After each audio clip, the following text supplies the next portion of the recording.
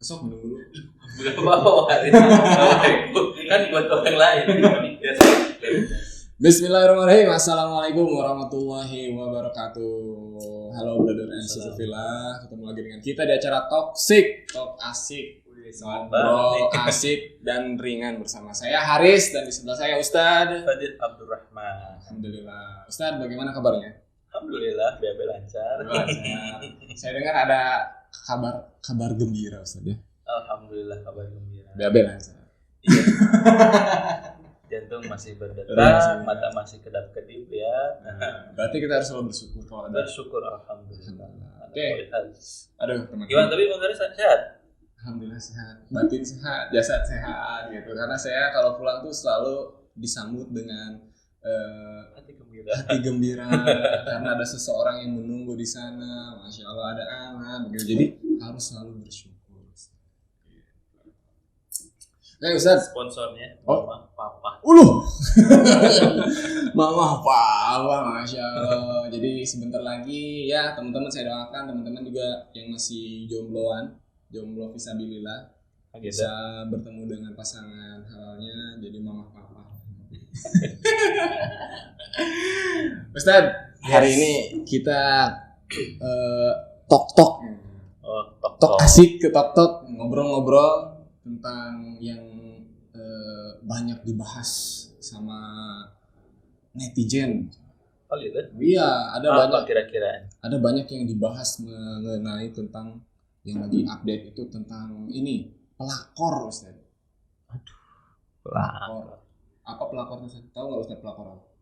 Nggak tahu. Tahu. Pelaku korban utama. Jauh ya. Pelakor itu pecinta laki-laki Korea. Opa. Haris. Terima kasih Ustaz, saya juga punya sarangnya. Jadi banyak yang dibahas. Gimmick ya. Banyak yang lagi ngobrolin tentang ini pelakor Ustaz. Apa pelakor teh perebut laki orang. Oh iya. Saya banyak lihat kayaknya kayak macam selingkuh tapi nggak tahu istilah pelakor itu apa. Ya mungkin itu istilah netizen kali ya. Nemu lagi mungkin ya sebenarnya sih kayaknya udah lama sih ya dengar kata pelakor itu namun sekarang lagi rame lagi nih tentang kasus-kasus ini apa pelakor gitu. Sebenarnya kita tidak ada niatan untuk mengobrolkan orangnya ya Ustaz ya, tapi kita lebih membahas ibrohnya ya berdasarkan Quran dan hadis karena pakarnya di sebelah saya. Pakar apa? Pakar kuliner. Nah, oke, Ustaz, kan ini tuh banyak berita ya pelakor, artinya tuh kayak suami istri yang sudah berumah tangga, kemudian tiba-tiba ada wanita lain yang merebut suaminya. Nah, si wanita ini mereka sebut pelakor, gitu.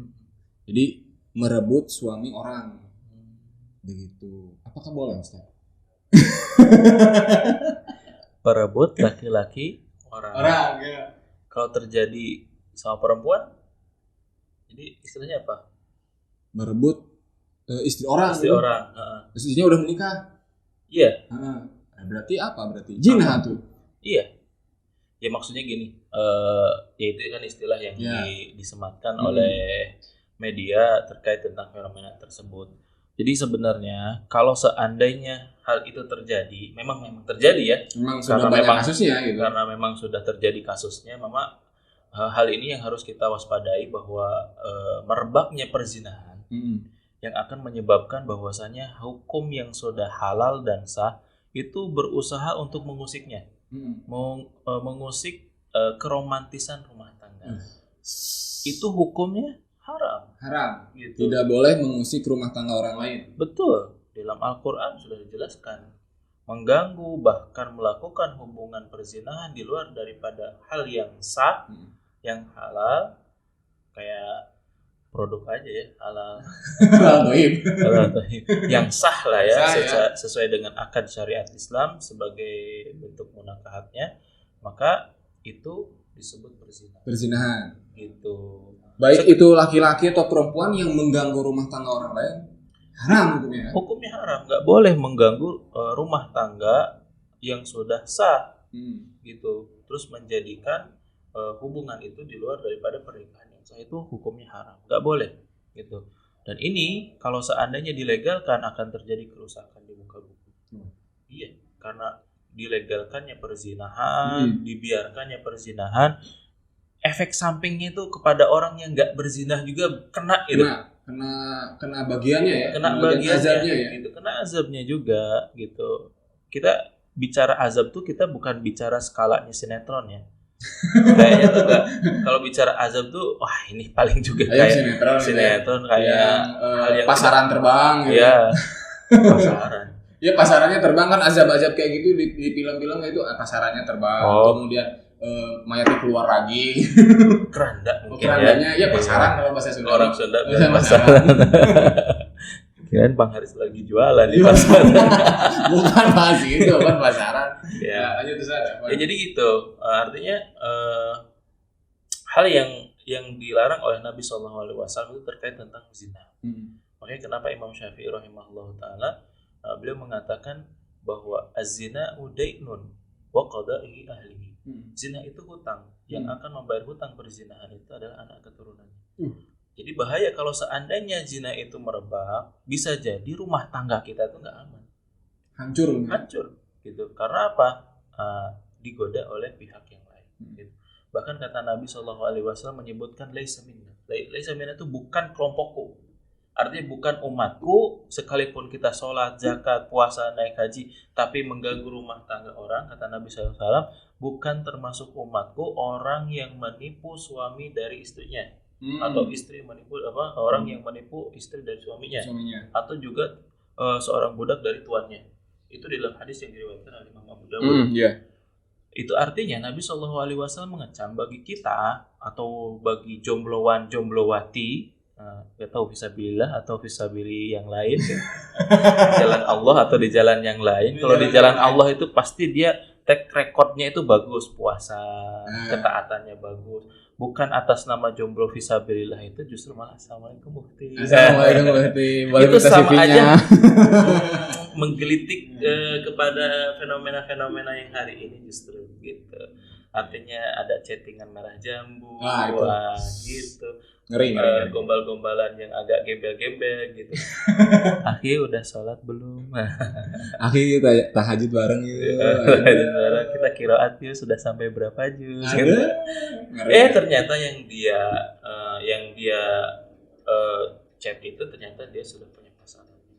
Nah ini yang menjadikan hal-hal yang pintu-pintu kemaksiatan itu harus kita tutup. Itu terutama bagi para jomblowan dan jomblowati yang memang dia mempersiapkan diri, maka siapkanlah rumah tangga agar benteng rumah tangga kita tuh kokoh, kuat dengan keimanan dan ketakwaan gitu, supaya tidak diganggu baik itu minal jinnati wan nas, dari setan jin dan setan manusia. Gitu. Jadi manusia juga ada setannya ya? Iya. Karena setan itu berupa sifat, bukan makhluk. Jadi kalau jin ada makhluknya, kita bisa lihat perkara gaib. Nah, setan itu adalah sifat keburukan yang keluar dari jin dan juga dari manusia. Kalau kita sudah keluar dari sifat kemanusiaan, itu sifat setan. Makanya hal yang halal pun dijadikan haram. Hal yang haram bisa dijadikan halal. Gitu. Bahaya. Makanya hati-hati bagi para keluarga, suami dan istri, jaga izzah, kehormatan rumah tangga, supaya kita tidak digoda oleh di luar yang bisa menggerogoti rumah tangga kita. Berarti hati-hati ya. Jadi memang yang saya lihat juga Ustaz, fenomena ini tuh terjadi karena kita tidak bisa mengontrol diri lingkungan kita. Misalnya Ustaz, kita dalam lingkungan kerja bercampur antara laki-laki dan perempuan. Jadi akhirnya sering ngobrol, sering ini, padahal di rumah ada yang salah.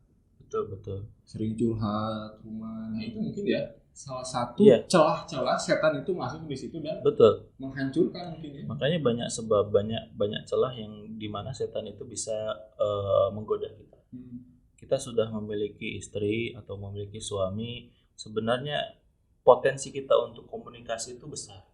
Tapi karena kita interaksinya kurang. Jadi justru kita mencari interaksi di luar. Curhat, update status, terus juga statusnya itu membuat laki-laki lain untuk berusaha ganggu gitu. Jadi bikin ini kenapa ya, ada apa ya gitu kan ya. Iya, karena apa? Ini juga berdampak yang negatif sekali juga kalau seandainya tontonan itu bisa jadi tuntunan. Makanya kenapa saya menganjurkan untuk jangan banyak-banyak deh nonton Korea. itu akan mengikis rasa syukur kita kepada pasangan.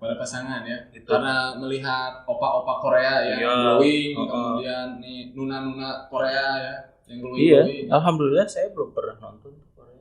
Alhamdulillah maksudnya. Tapi link dari Bang Haris belum saya subscribe. Belum saya tonton.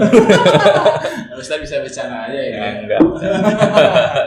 Jadi seperti itu. Jadi hal-hal yang bisa menyebabkan rasa syukur kita menerima suami dan istri. Kita kan kalau misalkan kita ketemu waktu sebelum akad ya, kita menerima kamu apa adanya kok gitu. Pas setelah nikah, kenapa ya dia kayak gitu? Kenapa apa adanya kamu begitu? Iya, aneh gitu. Kita tuh macam ini itu loh, macam orang munafik gitu. Iya tapi enggak. Iya Ustaz. Ya jadi ya ini memang sebenarnya berulang terjadi banyak kasusnya di dunia yang di-share juga sama orang-orang dan media juga. Tapi terjadi lagi gitu. Dan malahan yang saya prihatin Ustaz malah menyalahkan agama gitu. Itu yang ngeri Ustaz. Betul. Oh dia begini padahal dia berhijab. Oh dia begini padahal dia juga suka ngaji. Betul. Jadi seolah-olah fenomena ini tuh malah menyudutkan agama kita gitu. Bagaimana Ustaz? Inilah salahnya umat Islam memahami Islam itu dari tokoh, bukan dari ajaran Islam itu sendiri. Makanya mudah sekali ketika saat tokoh itu melakukan kesalahan, akhirnya yang disalahkan itu ajaran. Gitu. Jadi bukan, sekali lagi, hal-hal yang tidak ma'ruf dalam syariat Islam bukan karena ajarannya, tapi pelakunya yang salah ya, karena melakukan itu gitu. Melakukan hal tersebut yang dianggap atau menurut penilaian kita itu salah gitu. Itu pun belum tentu dianggap salah gitu. Artinya kita yang bukan melakukannya jangan menjudge orang terlalu dalam. Karena itu disebut dengan tajassus namanya, mencari-cari keburukan orang. Dan kita juga tidak diperkenankan untuk menyebarluaskan. Punten ya, dalam hadis itu ada disebutkan bahwasanya seorang muslim itu tidak boleh memperluas perzinahan atau aib orang lain. Tidak boleh. Jangan ya. Dilarang. Dan kita pun mungkin saya sendiri mewanti-wanti, kita tidak sedang membicarakan personalnya, tapi kita bicarakan tentang hal yang sudah lumrah, yang banyak orang sedang membicarakan. Dan kita harus bahas itu. Supaya tahu gitu, orang paham bahwasanya ajaran Islam itu bukan didatangkan karena satu sosok. Karena ajaran itu. Karena ajaran itu datang dari Allah. Allah lah yang memberikan sebuah praktek sebagai peribadahannya kepada Allah. Maka kita harus dituntut untuk beribadah kepada Allah. Sekalipun kita banyak melakukan kesalahan dalam praktek ibadahnya, bukan berarti Allah yang disalahkan, tapi orang yang harus mengintrospeksi bagaimana tutorial ibadahnya, peribadahannya sama Allah. Ini yang harus kita pahami. Jadi jangan seakan-akan orang yang mempraktekkan salah yang kemudian membuli semua ajaran yang pernah disampaikan oleh orang tersebut. Itu. Jadi kan kita tuh nggak adil dalam mensikapinya. Kita nggak memberikan solusi, terus justru malah memberikan masalah dan juga seakan-akan membunuh karakter. Nggak nambah baik, justru malah nambah down gitu. Menambah mental orang menjadi nggak mau bertobat misalkan gitu. Justru mengungkap semua kesalahan, disebar lagi. Ini kan nggak ma'ruf ya.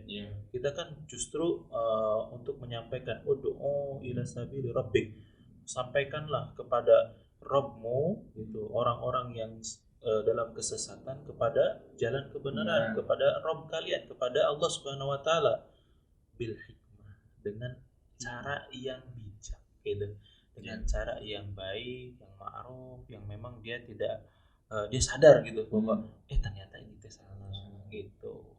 Seperti itu. Jadi ya itu ya. Seperti itu aja, saya pamit dulu. Terlalu belum saya tutup sudah pamit. Nanti nggak ada amplop nih. Nggak ada amplop. Karena memang nggak ada amplop di gitu. Ya Ustaz, mungkin bagi teman-teman juga brother and sister yang memang sudah berkeluarga. Yes. Karena kayak orang Inggris ya. Yes. Karena ini banyak diangkat lagi kasus-kasus seperti ini. Mereka juga jadi mungkin was-was juga nih. Wah, mungkin bahaya juga nih, mungkin suami saya nih kerja di sana ini. Ya jangan-jangan juga suaminya gitu. Ketika suaminya ninggalin, istrinya juga selingkuh kan. Nah ini bagaimana ini menjaga hubungan atau menjaga keluarga kita ini supaya tidak digoda dan sehingga tidak terjadi yang namanya itu perceraian. Iya. Sebenarnya hal yang wajib bagi kita harus ketahui itu kan sebenarnya pertama itu kembali lagi deh kita mengilmui tentang tauhid kita sama Allah. Kita tuh ibadah tuh karena siapa? Karena nafsu atau karena manusia?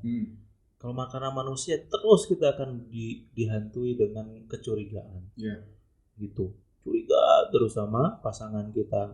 Kalau kita nikahnya sesuai dengan apa yang kita agama kita anjurkan itu dalam rangka beribadah kepada Allah, kita titipkan pasangan kita kepada Allah, sudah selesai. Gitu. Karena pasangan kita bukan milik kita. Nah, artinya hanya titipan. Besok dia meninggal, kita tinggal nikah lagi. Gampang banget ya. Padahal susah banget nih hati. Padahal susah banget, orang aja move on bisa bertahun-tahun ya. Banyak contohnya. Nanti dibahasnya lah. Baik. Jadi ya seperti itu. Balik lagi kita sejauh mana sih pengetahuan kita terhadap akidah kita kepada Allah sebagai seorang mukmin.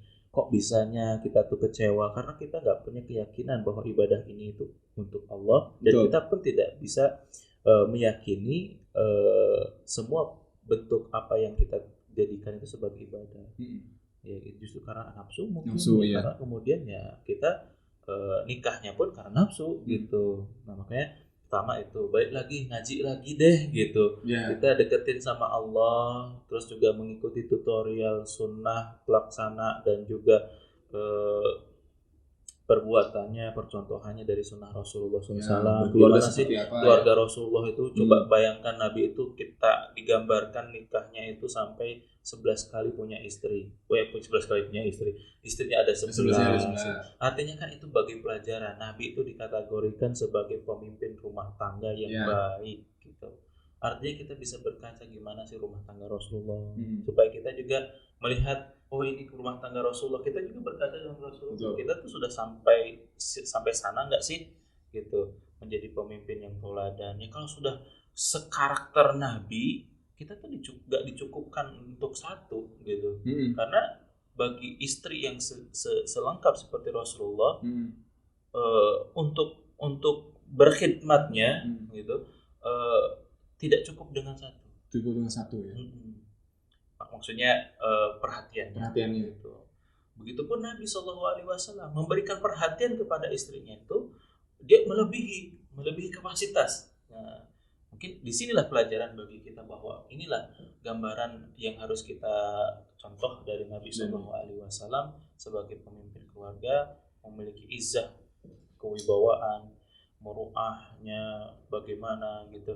Nah, kita pun harus paham sejauh mana aturan-aturan agama. Jadi 3 perkara inilah yang harus kita pahami, yaitu ngajinya itu pasti menambah dekat sama Allah, mengikuti tuntunan Rasulullah, dan kita paham aturan agama. Kalau suami istri paham tentang ilmu, maka dia akan tahu batasan-batasan suami, batasan istri yang dihalalkan, dibolehkan, dan dilarang gitu. Ini menjadi bentuk sebuah ketaatan juga. Makanya ini harus kembali lagi untuk direnungi oleh teman-teman sejauh mana sih niat kita dalam berumah tangga gitu. Niatnya itu hanya ingin membahagiakan orang lain sebagai dokumentasi bahwa nikah kita tuh seharu biru ini, semeriah ini yang kemudian menjadi pilu dikarenakan pelakor, misalkan gitu. Ujung-ujungnya ironis ini kan. Acara resepsinya besar-besaran tapi nikahnya tidak seheboh acara walimahannya. Sayang. Sayangnya Gitu. alur keluarganya, alur proses berumah tangganya tidak sesuai yang diharapkan. Betul. Terus juga harus punya prinsip dan mental yang kuat. Jadi kalau seandainya mau nikah nih harus punya prinsip kita mampu, dan mental juga harus dipersiapkan. Suatu saat badai itu akan menghantam rumah tangganya. Dia sudah siap nggak gitu?